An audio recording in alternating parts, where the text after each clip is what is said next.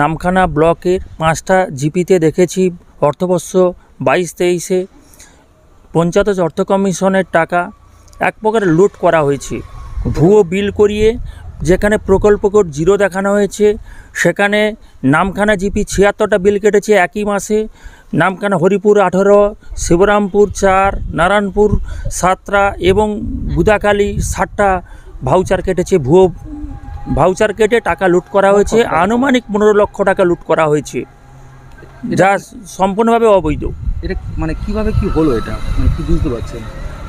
সেটা অ্যাকচুয়ালি আমরা জানি কোনো প্রকল্প হলে আগে অনুমোদন হয়, প্রকল্প কোড পড়ে, সেই প্রকল্প কোডের এগেনস্টে টাকা পেমেন্ট করা হয়। সেখানে দেখা গেছে প্রকল্প কোড ছাড়াই টাকাগুলো পেমেন্ট করা হয়েছে, মানে বিল কাটা হচ্ছে বিভিন্ন ঠিকাদারের নামে।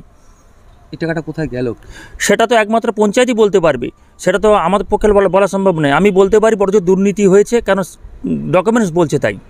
আবাস যোজনায় ব্যাপক দুর্নীতির পর এবার কেন্দ্রের বরাদ্দ পঞ্চদশ অর্থ কমিশনের টাকা নয়-ছয়ের অভিযোগ উঠল দক্ষিণ 24 পরগনার নামখানা ব্লকে।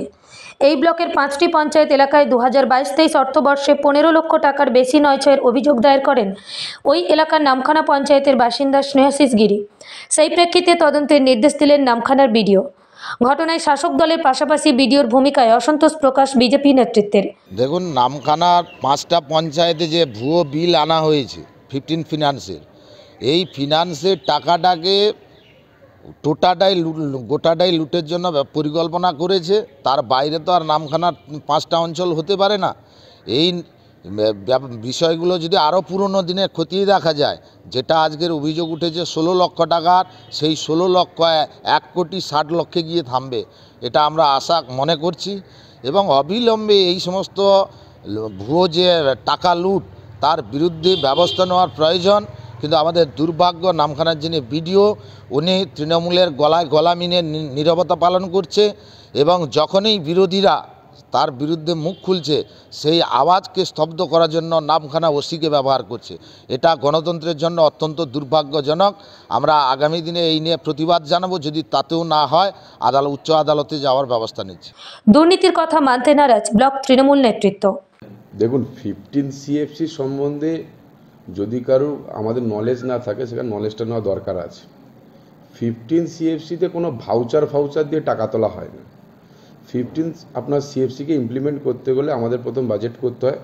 আমাদের সেখানে টাইট এবং আনটাইটের ভাগ আছে 60-40 রেশিওতে, এবং তার পরবর্তীকালে আমাদের অ্যানুয়াল অ্যাকশন প্ল্যান করতে হয় এবং পরবর্তীকালে সেটা আমাদের পোর্টালে আপলোড করতে হয় এবং ওই এগনেস্টে অ্যাক্টিভিটি কোড জেনারেট করা হয় এবং পরবর্তীকালে ফান্ড এলে সেখানে আমাদের ফার্স্ট টাইম জিও ট্যাগিং এবং অনগোয়িং প্রসেসে জিও ট্যাগিং এবং এন্ড মানে একদম কাজের শেষেও জিও ট্যাগিং। এর পরবর্তীকালে কিন্তু অ্যাক্টিভিটি কোডের এগনেস্টে কিন্তু পেমেন্টটা হয়। সুতরাং RTI করেছে, সেখানে RTIর উত্তর যাবে, সেখানে অসুবিধা কিছু নেই। কিন্তু 15 CFCতে এই রকম ধরনের কারচুপি করা হয়, আমাদের কাছে সেরকম কোনো পদ্ধতিও নেই এবং জানাও নেই। সেখানে যিনি RTI করেছেন তিনি হয়তো জানেন। তো আমরা CFCর কাজ করতে গিয়ে আমরা দেখেছি আমাদের খুবই সিকিউরলি কাজ করতে হয় এবং জিও ট্যাগিংটা মাস্ট এবং অ্যাক্টিভিটি কোডের এগনেস্টে সমস্ত ছবি আপলোডেশনের পরে অ্যাক্টিভিটি কোডের এগনেস্টে পেমেন্ট হয়। এক্ষেত্রে কোনো ভাউচার দেখিয়ে কোনোদিন কোনো পেমেন্ট হয়। পঞ্চদশ অর্থ কমিশনের টাকা পঞ্চায়েত এলাকায় রাস্তা, নিকাশি ও পানীয় জলের প্রকল্পে খরচ হয়। এই কাজের জন্য টেন্ডার হওয়ার পর সরাসরি ঠিকাদারের অ্যাকাউন্টে বরাদ্দ অর্থ চলে যাওয়ার কথা। কিন্তু অভিযোগকারী স্নেহাশিস গিরির অভিযোগ, এক্ষেত্রে ব্লকের নামখানা, বুদাখালী, হরিপুর, শিবরামপুর এবং নারায়ণপুর পঞ্চায়েত এলাকায় 2022-23 অর্থবর্ষে পঞ্চদশ অর্থ কমিশনের টাকা সঠিকভাবে ব্যবহার হয়নি। এই টাকা লেনদেনের ক্ষেত্রে একাধিক বেনিয়ম হয়েছে। 5টি পঞ্চায়েত মিলিয়ে মোট 165টি লেনদেন উল্লেখ করে বিনিয়ম হয়েছে বলে দাবি তার। সেই তথ্য সহ গত জানুয়ারি মাসে নামখানার বিডিওর কাছে লিখিত অভিযোগ দায়ের করেন স্নেহাশিস।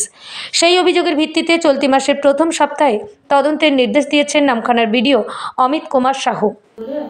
একটা যদি অভিযোগ করে থাকে, তাহলে সেই অভিযোগ এখন সম্ভবত উনি RTI অ্যাক্টের সঙ্গে জানতে চেয়েছে। তা RTI অ্যাক্টে যদি জানার পর তো বলতে পারবে কি সেটা তছনছ হয়েছে কি হয়নি।